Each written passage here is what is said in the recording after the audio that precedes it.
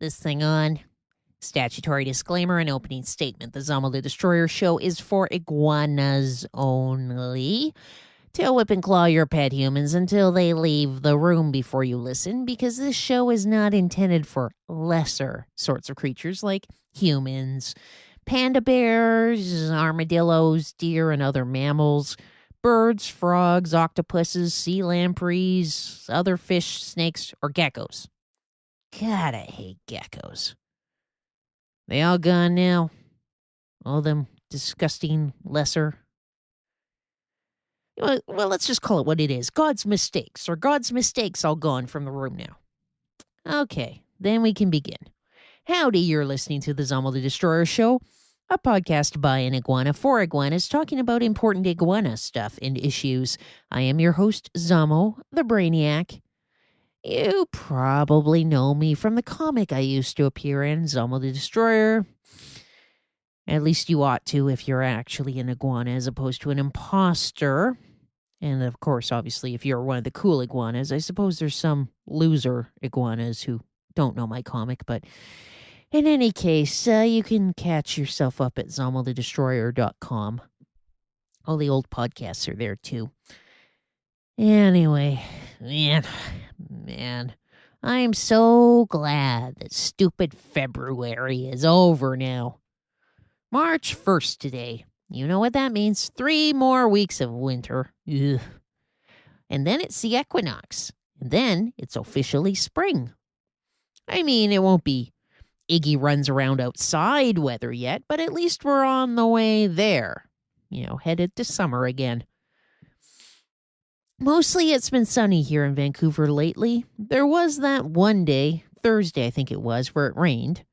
I took out my frustrations on Georgie. See, okay, she bought a blue tablecloth at HomeSense when I specifically told her get the green one. So, I decided on Thursday I was going to punish her. I grabbed a steak knife and I stabbed holes all throughout the blue tablecloth, slashed it up real good. Lots and lots of little holes and gashes and things like that. And then I also noted, it was a linen tablecloth, not, there's some that are spill resistant. They're kind of a little shiny. Not the plastic ones. I mean, they're still cloth, but the cloth, it don't absorb stuff, which makes it harder to ruin, of course. But this one wasn't one of those. So I smacked Hoppy upside the head, my frog slave Hoppy. And I said, you bring me up some cans of Orange Crush and cream soda and purple soda. Well, of course, I had to go and point them out to him because he don't understand. He don't read so good. So those, now lug them upstairs. And then I spilled those all over the stupid blue tablecloth, and that way I ruined it because there were stains all over, and you can't get cream soda out of fabrics. It makes it pink. Well, except that it was a blue thing, so then it made it purple. But, there were blotches all over the damn place. Georgie was pissed. But I pointed out to her that, number 1, it was her fault for buying colors that I don't like. And number 2, for keeping the implements of destruction where I can get at them. She's asking for it. And number 3, well, she's always saying, well, iguana has anger and impulse control issues when it's raining, and it was indeed raining on Thursday. So I decided I was going to have some anger and impulse control issues. Anyway, so Friday, we go back to HomeSense. And she buys the green tablecloth as instructed. Well, I mean, first she tried to convince me on a beige one, but iguana ain't having it, and I threatened to make a big scene in the store. So Iggy won that one. After that, though, the monkey goes looking around the store, which, I don't mind because I go looking with her. Now, she doesn't agree to buy the giant mirror I liked. It was only $199. Iggy wanted to look at himself at it in the hallway. But she decides she wants a Buddha statue. I don't know why, because she ain't no Buddhist. I guess it's one of them Swipple things, that blog stuff white people like. Buddha statues, they're very SWPL, very Swipply. And she thinks somehow Buddha's energy is going to brainwash me into being nice and calm or something. Anyways, at first she sees this little Buddha, a ceramic one, and it's painted mustard yellow. Now I have my eye on the giant Buddha head, because I'm thinking I can climb that and I can get into places Georgie doesn't want me getting into from the top of his pointy hat. So I don't want the little Buddha, it ain't no good. But Georgie wants the little Buddha. However, I know the way you make a monkey comply with your demands, assuming they're one of them pink-skinned monkeys, is you play the racism thing. Georgie? Not cool, Georgie, not cool. What do you have against Buddha, Zamo? A yellow Buddha, Georgie? A yellow Buddha. Ain't that racist or something? Don't be ridiculous, Zamo. And she freezes while she tries to think of a rebuttal. And I just say nothing and I look at her in disgust. And so she puts down the little yellow Buddha. And she tries to figure out, do they have other Buddhas she likes? But I know she doesn't like the other Buddhas on offer. I don't care, though. So I pipe up, how much is the giant Buddha head, Georgie? More than I want to pay, Zamo. How do you know? You ain't looked at the tag. Well, it turns out the giant Buddha head is on clearance, and it's marked down to $50 from $80. Well, she grumbles, but when the little Buddha is only $10, I mumble something not quite under my breath, because I want her to hear it. About cheap-ass Scotswoman. Georgie's a quarter Scotch, so she don't like it when I say that. And then I mumble something else about racist white broad wants a yellow Buddha, and fine, Zamo, I'll get the giant Buddha head. So we're getting the giant Buddha head. I try again to sell her on the mirror. No dice. She does want a doormat, though, so we head back to the back of the store where they got the rugs. And then Iguana sees these little armchairs, little ones, iguana-sized, with ottomans. Iguana-like. No, Zamo, those are for children.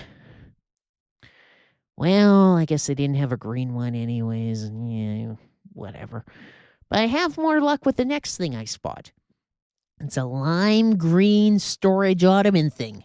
It's like 2 feet high, 2 feet deep, and like 4.5 feet long. It's big. It's perfect. Perfect thing to sit on and stretch my whole tail across. I want it to go right in the front of the living room window. I'm going to put important stuff in it. I don't know what yet, but that's beside the point. Well, it cost what the mirror cost, so she ain't having it. I stand my ground, though. Iguana want it! It won't fit in my car, Zamo. So phone your brother, bitch. He has a pickup truck. She don't want to budge. But I tell her in no uncertain terms about the stink I am going to raise and embarrass her in the store if I don't get this ottoman. And I could tell, she could tell I was serious because she sighs and she phones her brother. He don't pick up, but I ain't backing down. I'm quite prepared to sit on my new ottoman in the store all day till he picks up the phone and comes and fetches it.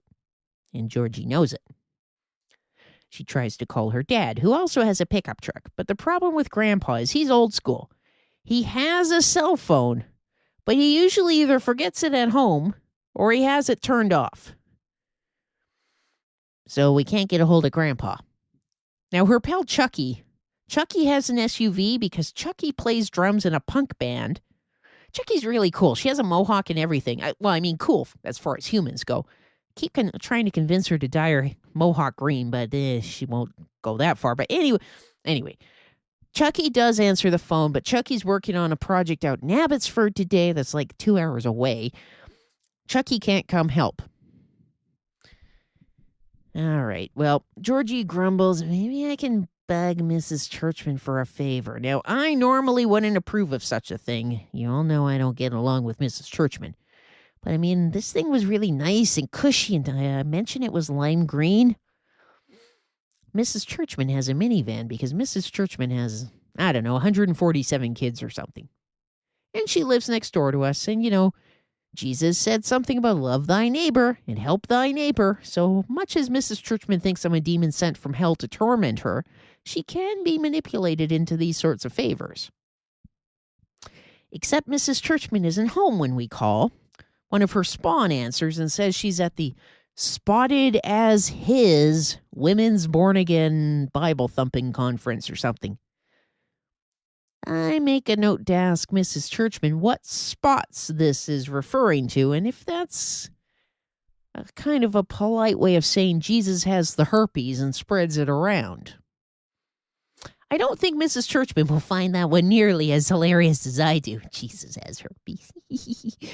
But anyways, we get a hold of Georgie's brother, but he's down in Seattle picking up his midlife crisis mobile. It's like some 1970s little convertible something or other, so yeah. And Georgie's dad still ain't answering the phone. I suspect he's busy watching TV, has no clue anyone's trying to call him, and needs his damn pickup truck. Ugh. So then Georgie remembers that her retard ex, Wilhelm, can help. Ugh. I loathe Wilhelm. I despise him.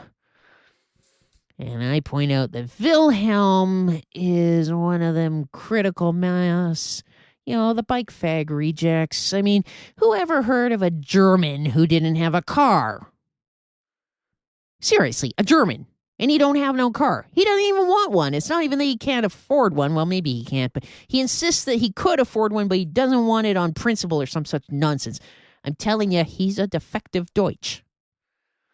But Georgie says he has a trailer for his bike, and it's probably big enough to put the ottoman on. Georgie, retard bike boy is your ex for a reason. Ex. Well, yeah, but we're still friends. This is a really bad idea, Georgie. Try your dad again. What? No. She phones Wilhelm, who... Okay, so retard bike boy wants Georgie back. He's kind of a pest. And a while back, they built a condo thing down the block, and guess who bought one? Yeah. In case Georgie changed her mind, he's really close. He tries to come over for dinner. Ugh. Hey, I'm starting to think maybe I don't need a cushy storage ottoman, but damn it, I will. God damn it, all of Georgie's other friends who have trucks or SUVs, they have jobs. They're employable. And they can't be contacted in the middle of the day. Now, there is that neighbor dude, Mr. Heidel. He's available in the middle of the day. He's the guy I keep trying to get Georgie to go out with. No one knows what he does exactly, but he's usually home and sleeping during the day. Unfortunately, his car is a BMW sports car, so if the ottoman won't go into Georgie's Chevy, there's just no sense in calling Mr. Heidel and waking him up because it ain't going to fit in his car. God damn it. Georgie needs new friends. Friends with pickup trucks who don't have jobs. Anyways, I try one last thing. I said, Georgie, you could call for a van taxi and take it home that way. No. She calls retard bike boy, and this time he picks up. I don't know why he didn't pick up the first time. He's probably spanking it in internet porn or snooping through Georgie's garbage. God only knows. But anyways, this time he picks up, and he's been waiting for such an opportunity, damsel in distress. Ugh.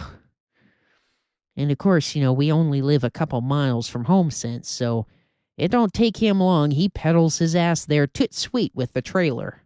And he covers my ottoman with a tarp. Ugh. I don't even want to know what else has been covered with that tarp. And he takes it home, and he invites himself into the house for herbal tea and tries to make nice with Georgie, who feigns friendly since she figures she has to be nice because she asked him a favor. I'm under no such illusion, of course, so when Georgie says to me, Zamo, don't you think you should say thank you to Wilhelm for lugging your ottoman home in the rain? I just say, no, Georgie, because I told you to call a van taxi instead, but you're too cheap for that. And then I headed up to my room to shun them for a while because I was not going to say nothing nice to Wilhelm. Finally, I hear the door close and dumbass defective Deutsch leaves. So I head back downstairs, and I'm thinking I'm going to climb the giant Buddha head and get into trouble. Lo and behold, the giant Buddha head was not placed on the end table by the side of the mantelpiece where I could use as a ladder to get at the mantelpiece and get at the breakable stuff. No. The stupid monkeys put it on a table, a little side table in the corner of the dining room where there's nothing around it, so it's completely, utterly useless. Georgie!